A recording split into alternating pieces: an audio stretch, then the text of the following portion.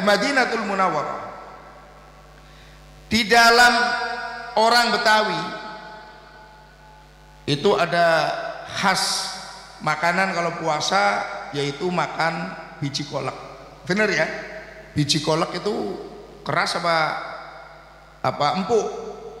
Keras. Biji kolak ya, biji salak ya. Biji salak itu kolak, biji salak, mohon maaf. Biji salak itu keras, betul? Gak ada orang yang kuat makan biji salak. Tapi pada saat Ramadan semua orang kuat makan biji salak. Bener nggak? Ini artinya apa? Kalau kita Ramadan kendorkan ego, lenturkan hati kita, lembutkan hati kita. Masa orang kalah sama biji salak? Biji salak aja kerasnya kayak apa, Ramadan bisa lembut kok. Masa hati orang tetap keras saja? Masa gara-gara Ramadan tetap nggak teguran, gara-gara Ramadan tetap ego masing-masing? Berarti orang itu hatinya kalah dengan hati biji salak. Makanya setelah Ramadan makanan khas kita itu makan apa? Kupat. Kupat itu dari Jawa yang artinya ngaku lepat, ngaku salah. Kupat itu dari janur. Janur itu dari bahasa Arab, dari kata ja'a nurun. Ja'a telah datang, nurun cahaya. Makanya nggak ada Idul Fitri itu kupatnya pakai plastik, itu nggak ada. Pasti pakai apa? Janur. Kupat itu ngaku lepat atau mengakui kesalahan bukan hanya dilakukan oleh kita, apalagi kita sekarang dari bangun tidur sampai mau tidur lagi potensi salahnya luar biasa. Orang sekarang kita ngedumel orang di HP, baca berita ngedumel udah dosa kok. Kita itu nggak senang sama orang, kita lihat di HP nggak ketemu orangnya, nggak ada teman untuk ngobrol, dosa kok kita kok. Dari zaman dulu Allah memerintahkan kepada para nabinya untuk kupat, ngaku lepat. Manusia itu unik, makhluk yang bisa jadi subjek dan objek sekaligus. Manusia itu kadang bisa ngaku benar sendiri, nggak ada yang bisa menyalahkan, pokoknya benar sendiri itu. Kapan manusia pada ngaku benar sendiri? Pada saat berdebat, pada saat adu argumen, pada saat berselisih. Nggak ada orang berselisih lalu ngomong iya deh saya yang salah, enggak. Tapi ada kalanya manusia itu nggak pernah ketemu saja ngaku salah. Orang belum pernah ketemu kok, ketemu langsung mohon maaf lahir batin ya, gimana itu? Kapan itu? Pada saat lebaran. Dan ini budaya bagus, kita ngaku lepat, ngaku salah, karena kullu bani adama khata'un wa khairu khata'ina at-tawabin.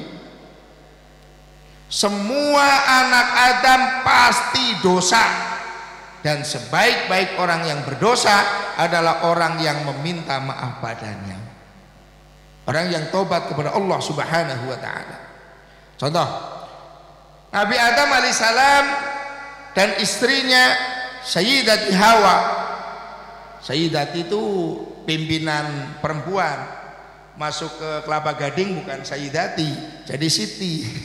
Makanya coba aja kita kalau melihat orang Siti Hawa, Siti Maryam, Siti Fatimah, Siti Khadijah, Siti Aisyah, Siti Asiyah, Siti semua itu dari kata Sayyidati, pimpinan perempuan.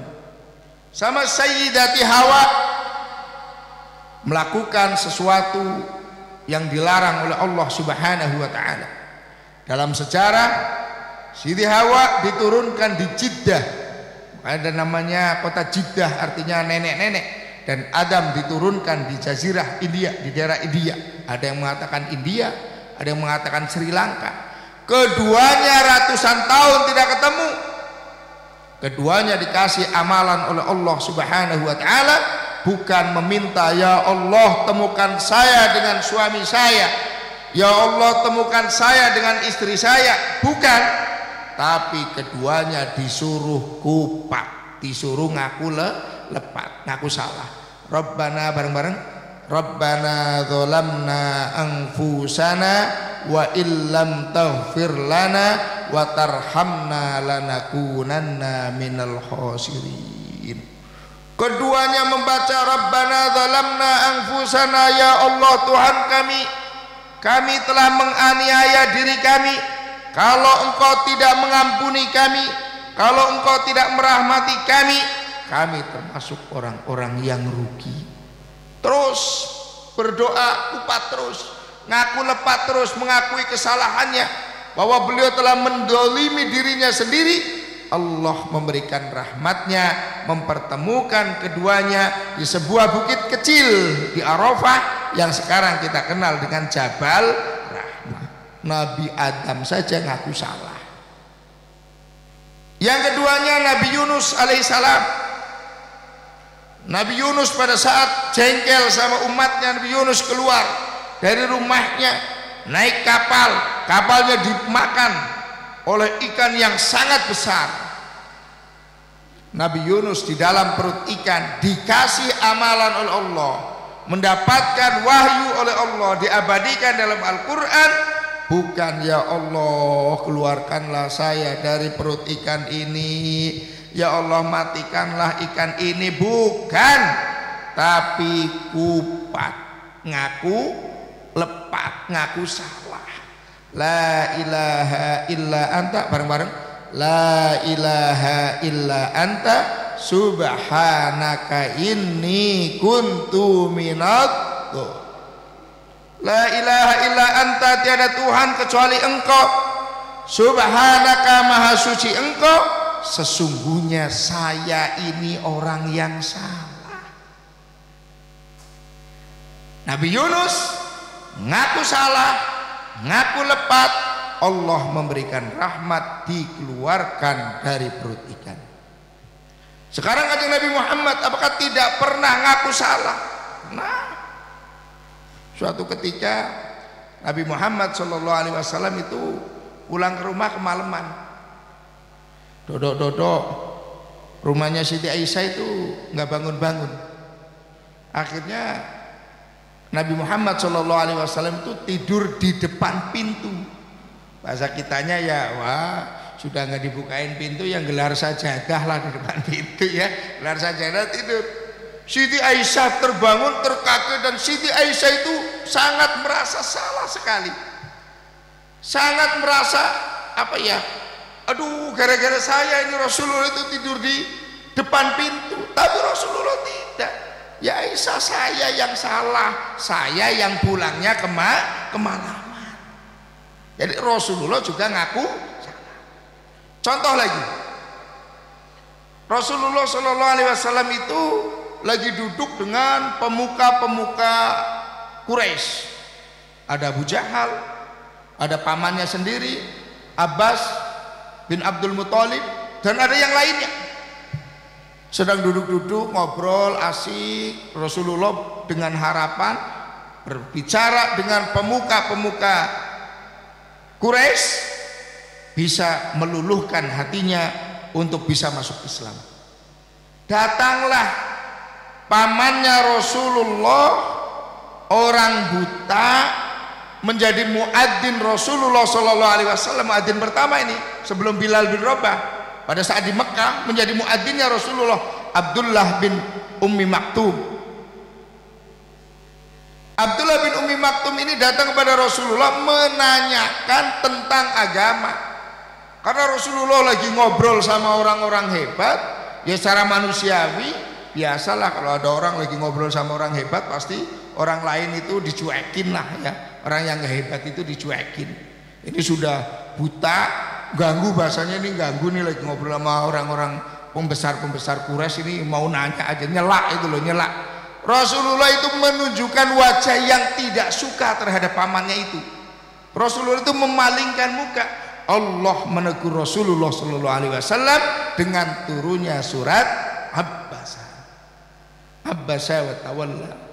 Kenapa engkau memalingkan, engkau bermuka masam dan memalingkan? pada saat ada orang buta yang datang kepadamu.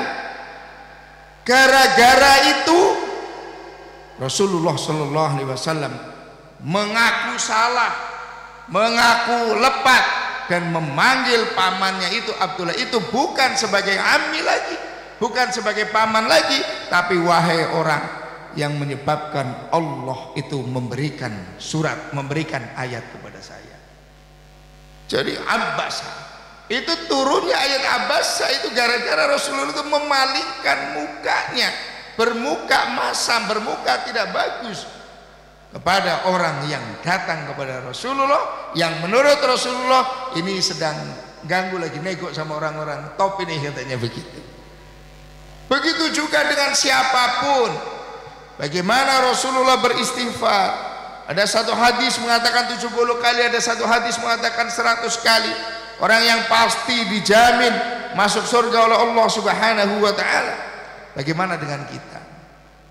Makanya ulama-ulama kita, ulama-ulama terdahulu datang ke kita itu sangat bijaksana. Kita itu puasa Ramadan hufiro lahu ma taqaddama min dambi. Hadisnya sahih. Kalau puasanya benar, kita akan mendapatkan ampunan dari Allah Subhanahu wa taala. Tapi itu dosa kita dengan Allah.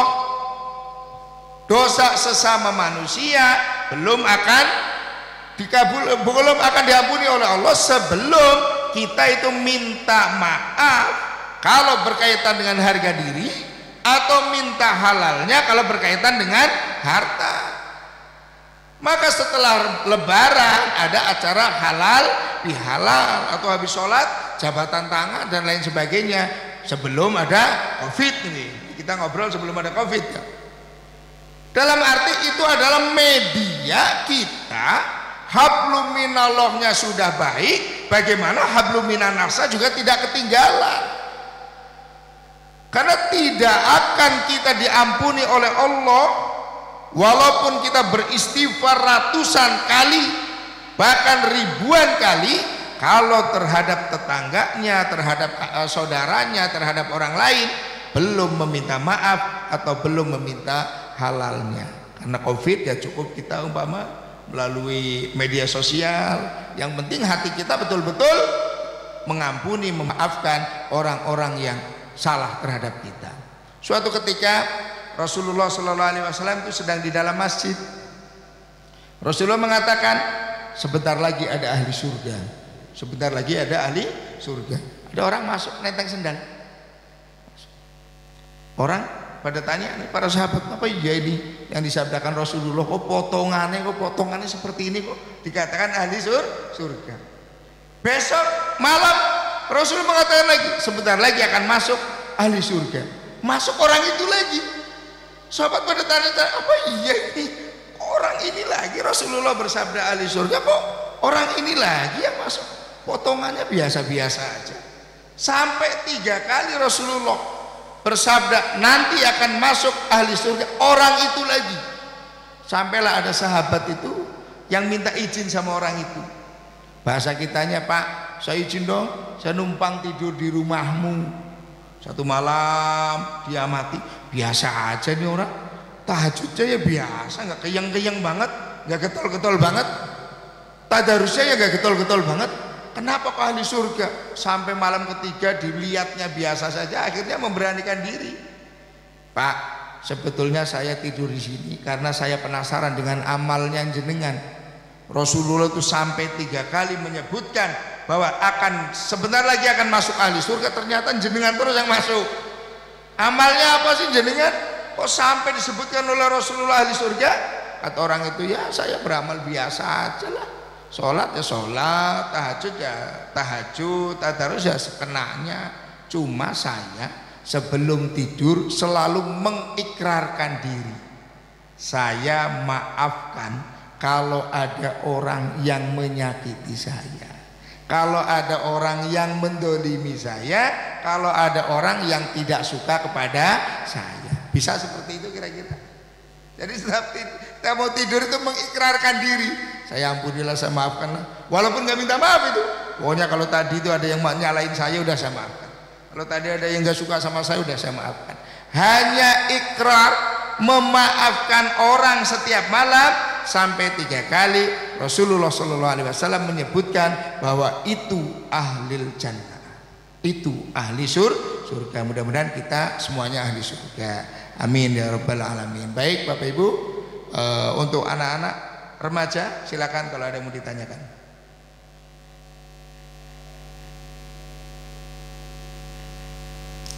Tak hadiahin buku, besok tak titipin, bisa ke Pak Haji Dharma, bisa yang setiap hari ketemu. Kalau Mas Inggil jarang ketemu ya. Silakan. Monggo Mas. Waalaikumsalam.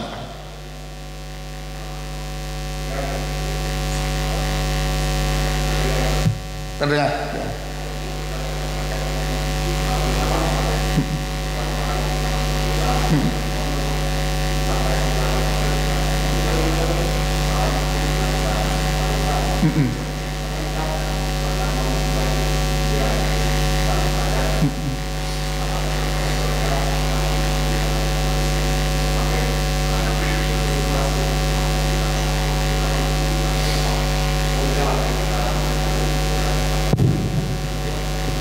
Ya, baik Mas. Hakikatnya minta maaf yang betul itu adalah minta maaf yang menjelaskan kesalahannya. Kita itu salah sama orang, kita itu benar-benar jelasin. Tapi seandainya dengan kita menjelaskan justru orang itu potensi tidak akan memaafkan kita, maka kita cukup dengan kisi-kisi saja. Begini, Mas, saya minta maaf lah Mas, saya kayaknya pernah ngomongin jenengan nih, kayaknya saya pernah, itu cukup seperti itu. Kalau potensi orang itu kalau kita jelaskan justru tidak akan memaafkan. Tapi kalau kira-kira orangnya asik nih maafkan, sorry ya dulu saya kayaknya sering ngomongin jenengan, itu boleh. Harusnya seperti itu. Tapi kita lihat potensi orang itu kira-kira malah tambah ngamuk nggak? Kalau dijelasin, kalau kira-kira tambah ngamuk ya jangan jelas-jelas.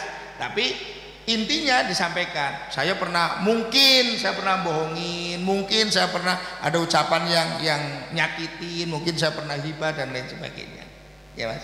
Makanya kalau bisa nggak usah ngomongin orang, ya, karena di samping dosa, di samping kita makan bangkai orang, di samping pahala kita akan diambil oleh orang itu, kalau bisa ya. Tapi ternyata nggak ngomongin orang itu sulitnya luar biasa, ya kan? Sampai ada pepatah apa mengatakan, gajah di pelupuk mata tidak kelihatan, kuman di seberang lautan nampak jelas. Karena memang itu ngomongin orang itu dari zaman Rasulullah itu sudah ada. Pernah Rasulullah jalan, bau bangkai.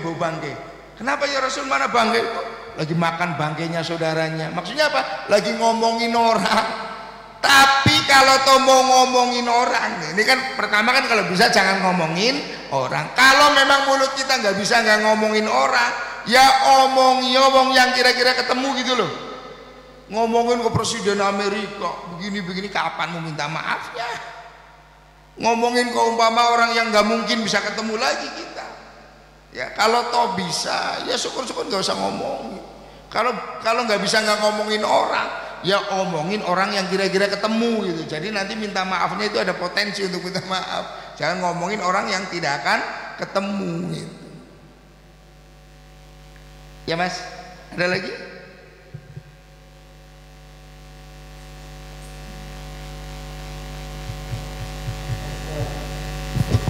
Monggo. Nggak harus materi ya, nggak harus minta maaf apa saja monggo. Kalau bisa tak jawab, kalau nggak bisa PR. Assalamualaikum warahmatullahi wabarakatuh. Ya, Pak Ustaz. Ya, Pak. Ya, kita dalam berpuasa ini semua yang ada kesalahan-kesalahan itu kita jaga dengan benar ya. Ini pertanyaan saya, kita ini kadang-kadang senang olahraga tinju. Nah, ini ya artinya hukumnya gimana gitu. Padahal kita harus menjaga semuanya. Kadang-kadang berantem kita ngomong sendiri, wow itunya. Nah, terima kasih Mas Sas. Baik, tinju itu kalau yang dilarang itu kan saling menyakiti, saling mendolimi. Tinju saling menyakiti, saling mendolimi, tapi sudah sama-sama tahu kalau mau menyakiti, mau mendolimi. Sama dengan gulat. Rasulullah SAW itu pernah gulat, Pak. Gulat ini tapi ya bukan tinju ya. Rasulullah SAW itu pernah gulat. Dengan siapa? Dengan ahli gulat di Mekah. Makanya bapak-bapak, ibu-ibu kalau ke Mekah, tanya aja ke mutawifnya, Masjid Sajarah, masjid pohon. Jadi gini, ada tukang gulat, tidak ada yang mengalahkan di Mekah. Akhirnya nantang Rasulullah, kalau Muhammad bisa mengalahkan saya, maka saya akan masuk Islam. Gulatlah dengan Rasulullah, orang itu kalah. Orang itu belum mau masuk Islam karena belum merasa kalah. Sampai 3 kali gulat, kalah terus orang itu, belum mau masuk Islam. Orang itu mengatakan, saya baru masuk Islam. Kalau kamu Rasul, kata orang itu, kalau kamu Rasul itu ada pohon tuh, kalau pohon itu kamu suruh, kamu perintah itu nurut, maka saya akan masuk Islam. Rasulullah SAW sholat 2 rakaat, lalu memerintahkan agar pohon itu menundukkan, bahasanya kita itu hormat, menunjukkan hormat kepada Rasulullah SAW. Pohon ini bukan cuma hormat, Pak, datang kepada Rasulullah, lalu pohon ini sujud, menundukkan diri di depan Rasulullah SAW. Ya, tapi orang itu tidak masuk Islam, tetap tidak masuk Islam. Lah tempat pohon itu tunduk jalan kepada Rasulullah diabadikan menjadi masjid, namanya Masjid Sajarah, masjid pohon. Ya, dari Masjidil Haram paling jalan 10 meter, 10 menit kok. Masjid Sajarah kecil ya, seperempatnya inilah, seperempatnya dakwah. Itu gulat zaman Rasulullah Shallallahu Alaihi Wasallam. Kalau tinju bagaimana tinju? Kalau tinju sekarang, kalau kita nonton dok, Pak, kalau kita nonton dok, kalau sebaiknya ya jangan, karena itu sudah menjadi bahan taruhan, Pak, sudah jadi menjadi bahan taruhan. Ya kalau umpama ngelihat beritanya saja ya, tapi sebaiknya jangan, Pak. Ya itu saya hanya mengkiaskan karena hukum aslinya kan tidak ada, hanya dikiaskan. Rasulullah itu pernah gulat, pernah ada gulat Rasulullah dengan ahli gulat di Makkahul Mukarramah. Ada lagi? Monggo, Ci. Tertarik tadi ya yang cerita mengenai seseorang yang setiap malamnya itu selalu minta memaafkan orang lain tuh. Pertanyaan saya itu apa perlu ya? Karena kan kita setiap sholat kan mendoakan juga muslimin muslimat yang hidup juga, yang sudah meninggal juga. Gitu aja Tan. Masih. Jadi apakah perlu tuh kita masih malam itu masih seperti itu? Terus sholat juga kita mendoakan juga tuh. Kalau sholat, ba'da sholat kali Pak ya. Iya. Ba'da sholat kali ya. Kalau ba'da sholat itu mendoakan agar itu dimaafkan oleh Allah. Allahumma fir lil muslimina wal muslimat. Itu maksudnya agar orang muslim dan muslimat itu diampuni oleh Allah. Kalau yang tadi sahabat, orang yang salah kepada kita sudah kita maafkan. Jadi hanya beda kalau doa itu orang itu yang salah kepada Allah agar diampuni, tapi yang sahabat tadi itu memaafkan orang yang salah kepada sahabat. Redaksinya beda, Baji. Beda. Monggo belakangnya, Pak.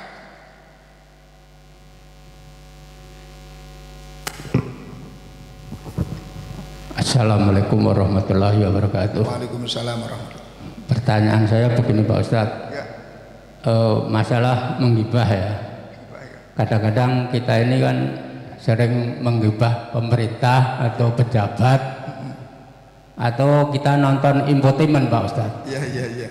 Itu gimana? Termasuk dosa apa enggak gitu Pak? Terima kasih. Assalamualaikum warahmatullahi wabarakatuh. Waalaikumsalam warahmatullahi wabarakatuh. Ini sudah terjadi pada Khalifah Harun al-Rasyid. Khalifah Harun al-Rasyid itu ada khotib. Wah, ini sekarang ini terjadi di Indonesia nih.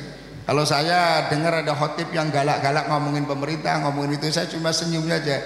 Kenapa? Sudah terjadi pada masa Khalifah Harun al-Rasyid. Ada khotib itu jelek-jelekin Harun al-Rasyid, itu luar biasa. Lagi khutbah Pak, ngomongin Harun al-Rasyid pokoknya luar biasa. Habis khutbah sama Khalifah Harun al-Rasyid diajak ke rumah, diajak makan, minum, dijamu lah bahasanya. Habis dijamu, Khalifah bertanya, Pak Ustadz, saya tanya dong, saya sama Fir'aun itu jelekan mana? Oh, jelekan Fir'aun dong. Pak Harun al-Rasyid kan khalifah. Fir'aun itu ngaku Tuhan, kata orang, kata khatibnya. Oh begitu. Pak Ustadz, saya nanya lagi, Ustadz dengan Nabi Musa itu bagusan mana? Tadi nanya khalifah dengan Fir'aun jelekan mana, sekarang nanya Ustadz dengan Nabi Musa itu bagusan mana? Bagusan Nabi Musa dong, saya kan cuma Ustadz. Nabi Musa itu ya Nabi ya Rasul. Khalifah Harun al-Rasyid membaca surat tentang perintah Allah kepada Nabi Musa untuk mendatangi Fir'aun. Idhaba ila Fir'auna innahu toho fakula lahu qawlan layyina. Musa dan adiknya Harun, pergilah kamu berdua ke Fir'aun karena dia itu sudah melampaui batas, sudah luar biasa bejatnya. Katakan kepada keduanya dengan perkataan yang lemah lembut.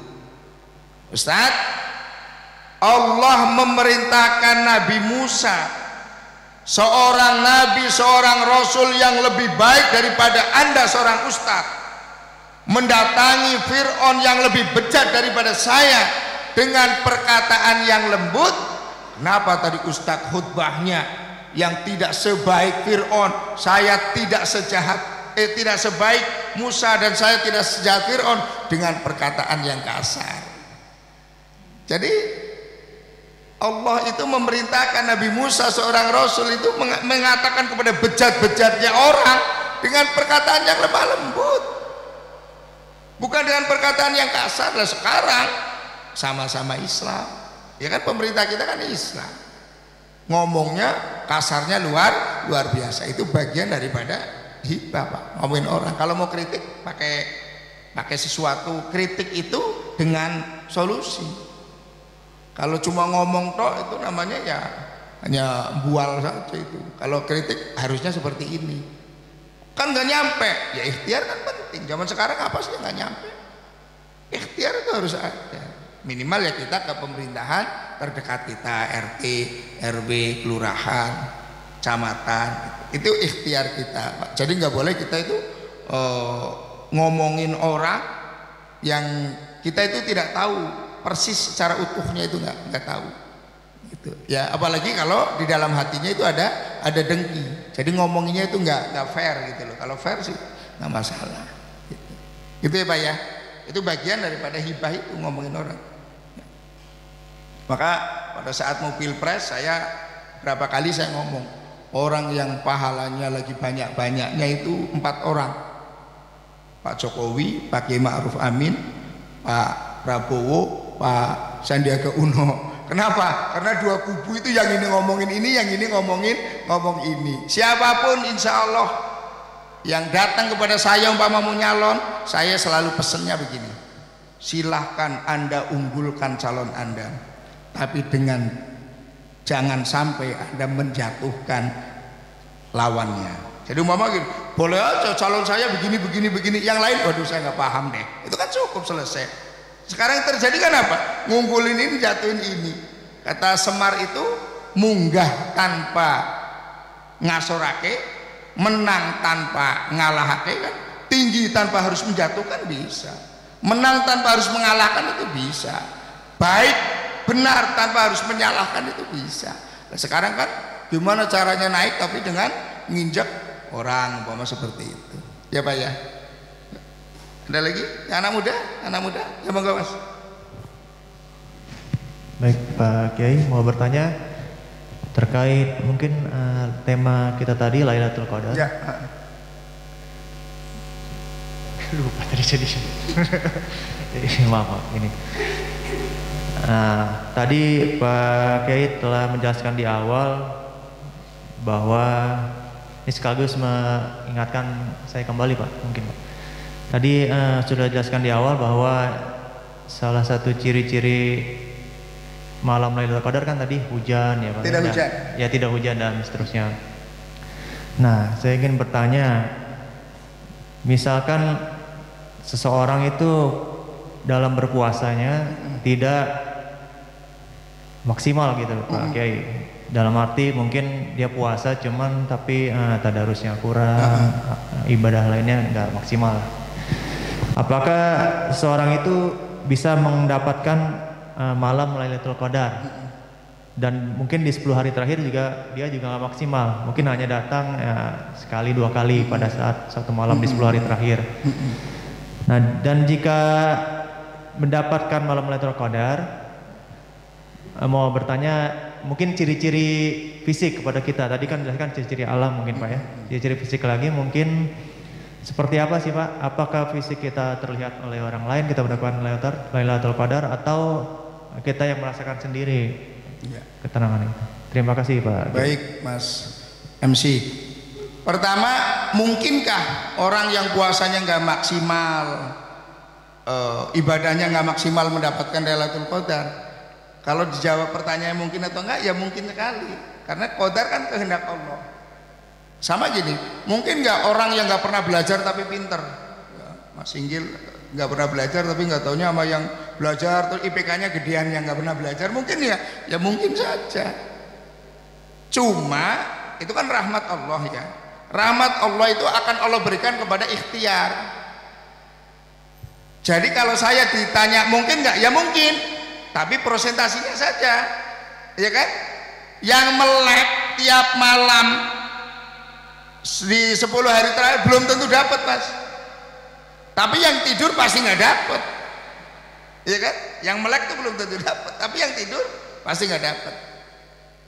Jadi ya mungkin saja karena kehendak Allah. Tapi prosentasinya itu. Satu itu pertanyaannya. Yang kedua, bagaimana ciri-cirinya? Yang merasakan mendapatkan Lailatul Qadar itu kita. Pada saat saya ditanya, Pak Ustadz, kayak apa sih rasanya kurma ajwa? Saya itu tidak bisa jelasin ke jenengan. Kurma ajwa ya manis-manis gimana gitu, jenengan tuh nggak paham pasti. Bagaimana biar paham? Jenengan kasih kurma ajwa satu, dah bisa terangkan bagaimana rasanya kurma ajwa menurut jenengan. Baru cerita, oh iya ternyata kurma ajwa seperti ini. Sama dengan Lailatul Qadar. Umpama orang yang ditanya bagaimana rasanya Lailatul Qadar, yang tahu ya orang itu. Cuma ulama mengatakan kalau orang mendapatkan Lailatul Qadar ada ketenangan batiniah. Yang kedua, setelah Ramadan pasti meningkat semua. Ibadahnya meningkat, hablum minannasnya meningkat, ekonominya meningkat. Karena kan yang mendapatkan Lailatul Qadar puasanya diterima, puasanya benar, kalau benar bertakwa, kalau bertakwa tadi yang dibaca sama dari LBIQ ya tadi ya, dari LBIQ, wa may yattaqillaha yaj'al lahu mahraja, nggak pernah sumpek, hatinya itu nggak pernah gelisah karena Allah memberikan solusi dari setiap permasalahan, wa yarzuqhu min haitsu la yahtasib. Jadi sampailah puasa kita ini ada kaitannya dengan rezeki. Kalau tiap bulan gajian, yang pensiunan tiap bulan dapat duit, saya ngajar tiap tanggal 1 gajian itu biasa saja. Itu rezeki yang udah kita sangka. Allah menjanjikan bukan yang disangka saja, tapi yang tidak disangka. Maka ayo kita ikhtiar mendapatkan Lailatul Qadar. Dengan cara apa? Ya kalau mungkin itikaf. Masuk ke masjid, nawaitul i'tikafa sunnatul lillahi ta'ala. Duduknya saja kita sudah mendapat pahala, apalagi sambil wiridan, sambil tadarus, sambil baca Al-Quran dan lain sebagainya. Maka program seperti ini itu menurut saya bagus sekali. Bukan karena saya ustadz ceramah, enggak, tapi memancing orang itu nggak tidur, bener kan? Coba kalau nggak ada, pasti ada aja yang capek, ada ini. Tapi kalau begini kan minimal itu. Pada saat umpama saya ditanya, pernah nggak Pak Ustadz dapat Lailatul Qadar? Saya harus yakin pernah. Kenapa? Karena kan kalau 10 terakhir Ustadz kan nggak tidur, muter, iya kan? Jadi masa iya sih dari sekian tahun nggak dapat gitu loh? Ya yakin aja. Nah keyakinan itu disertai dengan ikhtiar. Nah kalau saya tidur terus saya ngomong dapat yakin, kemarin tidur gitu kan? Kalau sudah melek lah saya melek, insya Allah dapat lah. Gitu. Setelah itu baru kita rasakan bagaimana ketenangan batiniah kita. Ya Mas ya. Saya doakan mudah-mudahan kita semuanya mendapatkan Lailatul Qadar.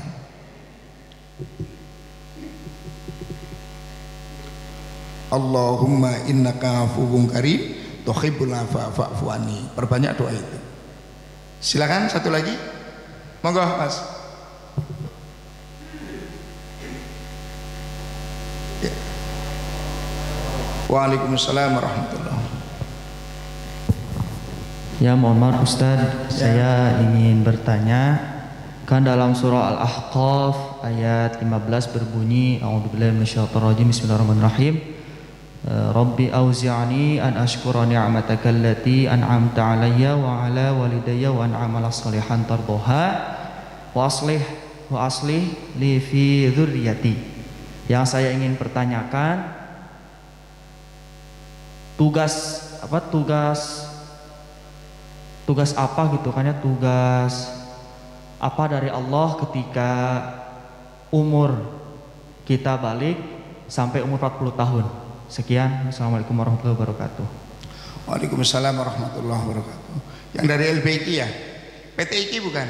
Ya benar Pak, PTIK. Satunya ya? Ya. Saya S3-nya PTIK. Satu guru ini kita. Ya. Yang ditanyakan tugas dari Allah. Tugas dari Allah dari umur kita balik sampai 40 tahun. Semua syariat yang sudah disyariatkan kepada kita itu sudah menjadi tugas kita. Apa saja yang sudah disyariatkan, yang setelah kita mendapatkan, Rasulullah mendapatkan Al-Quran itu, syariat itu sudah berjalan semua. Termasuk tadi itu berbuat baik sama orang tua, ya kan? Sholat, semuanya lah, semua syariat itu. Termasuk haji, bila mampu kan, minimal sudah, kalau punya duit, usia balik itu sudah punya duit, sudah daftar, sudah kewajiban daftar. Jadi apa yang diwajibkan ya semua syariat Islam yang kita harus lakukan ya harus lakukan. Sudah lulus di PTIK? Belum Ustadz. Oh belum. Jurusan apa? Jurusan hukum Islam. Oh, hukum syariah. Siapa sudah ujian belum? Skripsinya belum? Baru semester 4 Ustaz. Oh, baru semester. Oh iya, semester 4. Ya, masih suka ketemu lah ya. Lagi libur sekarang. Hafid, udah hafid? Insyaallah. Insyaallah ya. Jadi kalau S1-nya itu ada yang hafid. Kalau saya S3-nya saja di situ. Jadi nggak hafid, cuma ada standarisasi baca Al-Qur'an. Itu ada, saya diuji cara baca Al-Quran, distandarisasi sesuai dengan hafid PTIK itu. Kalau nggak lulus nggak bisa masuk ke program doktornya. Ya kapan-kapan mampir ngobrol-ngobrol ya. Ada lagi? Udah ya, monggo Pak Haji Dharma.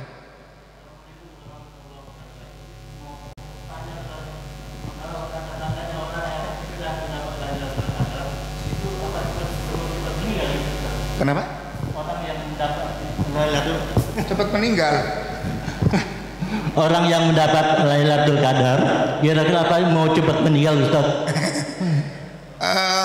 Yang nggak dapat Lailatul Qadar meninggal cepat juga banyak Pak Haji. Bukan kan kalau apa katanya sudah diampuni ya 83 tahun itu, kira-kira apa cepat meninggal apa enggak Ustaz? Kalau Lailatul Qadar menjadi salah satu penyebab meninggal pasti tidak. Tapi kalau ada orang yang mau meninggal Allah kasih Lailatul Qadar mungkin.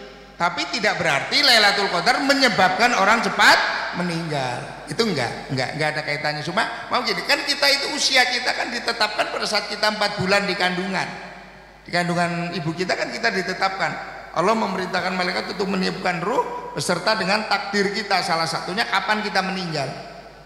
Kalau Allah memberikan rahmat kepada kita, sudah waktunya umpama Pak Haji Dharma mau meninggal besok nih Syawal nih, sekarang dikasih bonus Lailatul Qadar mungkin. Tapi kalau gara-gara Pak Haji Dharma setiap malam di sini dapat Lailatul Qadar, Syawal meninggal, nggak mungkin. Ya, jadi tidak menjadi sebab, tapi bisa jadi menjadi bonus. Oh ini Allah sayang sama Haji Dharma sehingga dikasih Lailatul Qadar. Baik Bapak Ibu yang dirahmati Allah, monggo Pak Haji.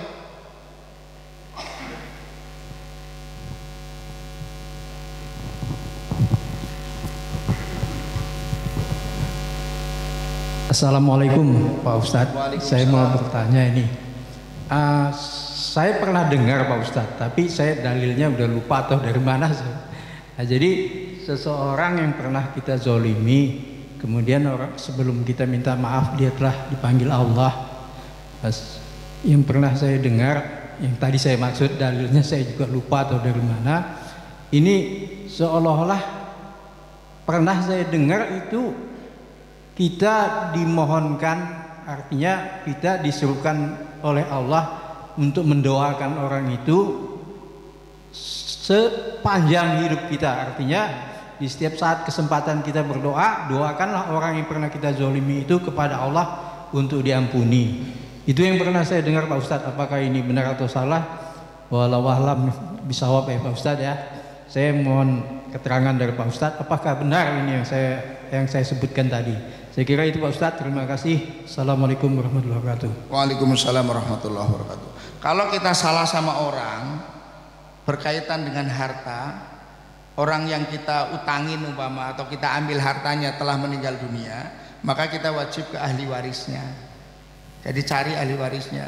Saya itu kan ada grup alumni pesantren ini, pesantren ini, pesantren ini. Kadang kita lucu-lucuan. Ayo siapa yang dulu di kantin makan mendoan dua ngomong satu. Kalau sekarang udah jadi kiai tetap aja harus balikin itu mendoan yang satu itu yang dulu dimakan yang ngomong gitu loh ya. Jadi kalau masalah harta harus kita sampaikan ke ahli warisnya. Kalau ahli warisnya udah ketutup, kita itu tidak ketemu di mana ahli warisnya, maka kita masukkan ke masjid, ke kotak amal dengan niat membayar hutang yang kita tidak ketemu. Tapi dengan catatan ahli warisnya sudah tidak ada jejaknya, tidak ketemu.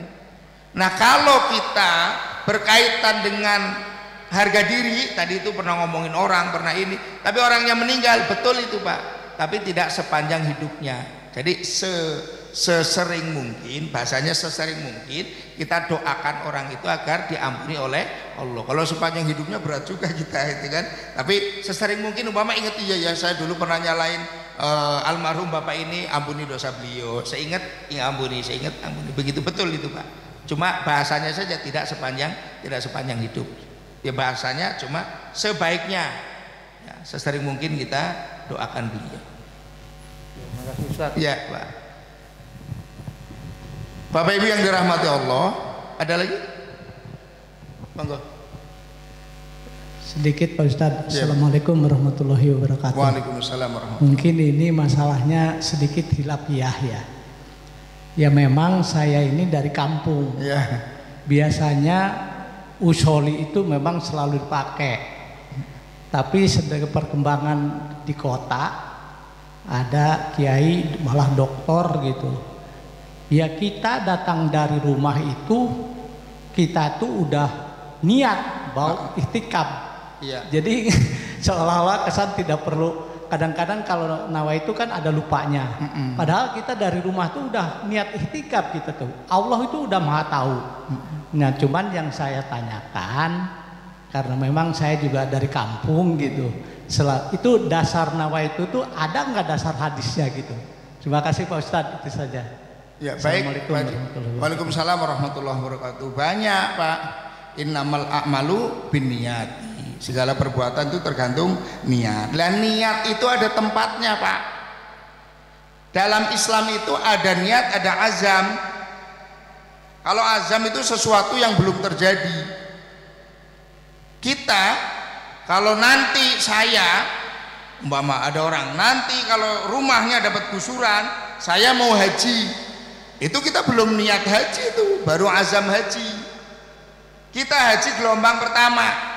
Dari sini ke Mekah belum niat haji itu Pak, baru niat ke tanah suci. Kapan niatnya haji? Pada saat kita di mikot kan.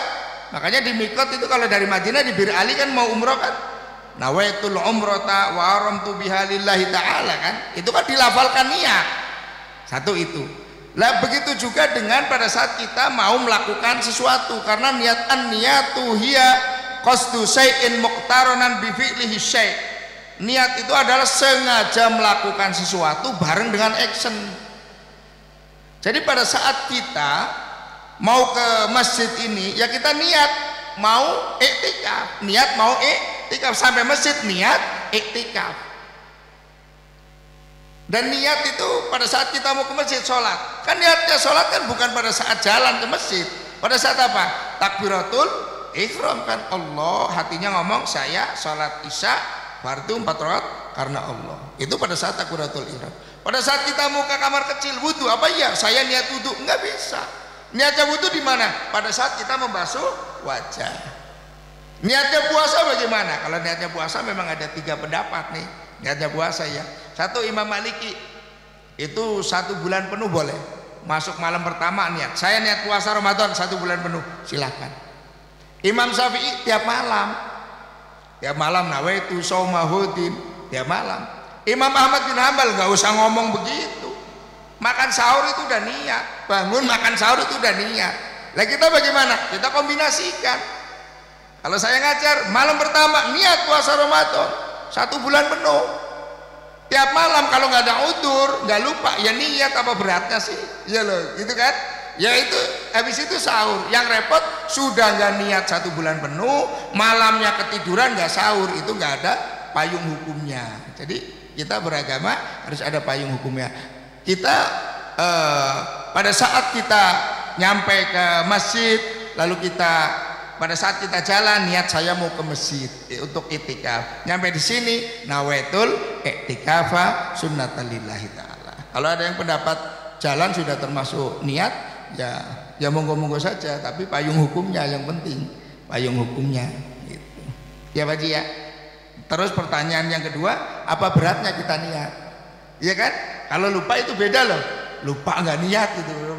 Ya itu beda. Al-insan mahalul khata' wa nisyan. Enggak, pena itu diangkat kalau kita lupa. Lupa itu tidak berdosa. Ya, insya Allah seperti itu. Haji ya. Cukup? Kita pasti banyak dosa, banyak salah, baik terhadap sama manusia ataupun terhadap Allah Subhanahu wa taala. Yang terpenting kita minta maaf itu mulia. Memaafkan orang yang tidak minta maaf lebih mulia. Jadi kalau kita ada salah, ada orang nggak minta maaf sama kita, kita maafkan, itu kita mulia sekali. Yakinlah semua perbuatan kita akan kembali kepada kita. Yakinlah bahwa yang kita lakukan ini akan ada asarnya, ada bekasnya, baik untuk kehidupan kita ataupun untuk kehidupan setelah kita.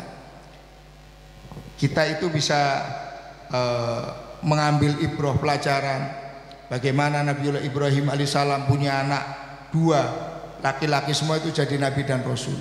Sekarang itu saya sering mengkritik, kritik untuk diri saya juga lah, untuk kritik sama-sama ustadz sama-sama kiai-kiai ya.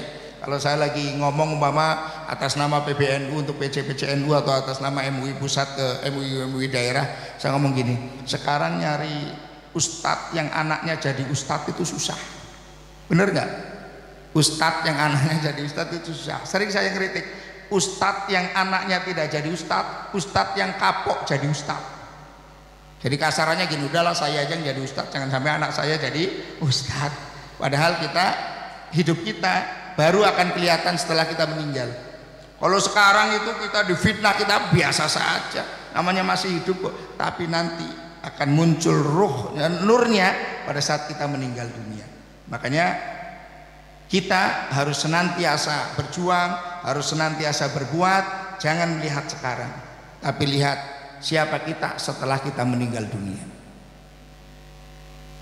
Waladat ummuka yabna adam baqiyan wan nasu haulaka yadhakuna surura fajhat li nafsik an takuna idza baqaw fi yaumin mautika dhahikam masrura. Ingat, pada saat kita dilahirkan kita menangis, kanan kiri kita, sekeliling kita semuanya tersenyum bahagia. Jangan sampai meninggal kita juga seperti itu. Meninggal menangis, teman-teman kita mengatakan bahagia, untung sudah meninggal dunia. Harus dibalik. Dulu kita lahir menangis, yang lain bahagia.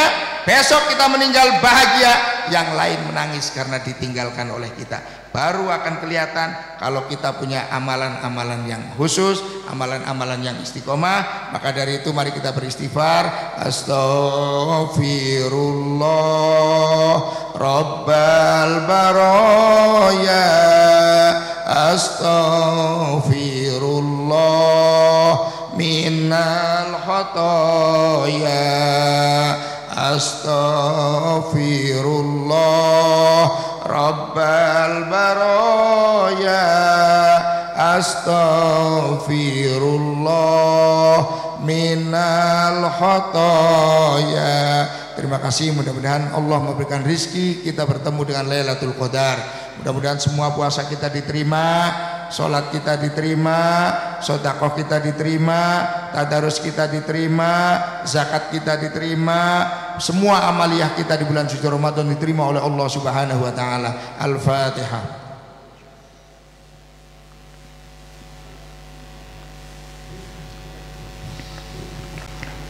Bapak Ibu yang dirahmati Allah, terakhir banget nih, ulama-ulama dulu minta agar yang tadi itu saya doakan puasanya diterima, zakatnya itu sampai 6 bulan Baji, 6 bulan ke depan, Ramadan sampai 5 bulan ke depan, minta itu terus. Setelah itu baru minta umur panjang bertemu dengan bulan suci Ramadan. Jadi cuma 6 bulan minta diterima, 6 bulan minta umur panjang. Terima kasih, kurang lebihnya mohon maaf. Wallahul muwaffiq ila aqwamit thoriq. Wassalamualaikum warahmatullahi wabarakatuh.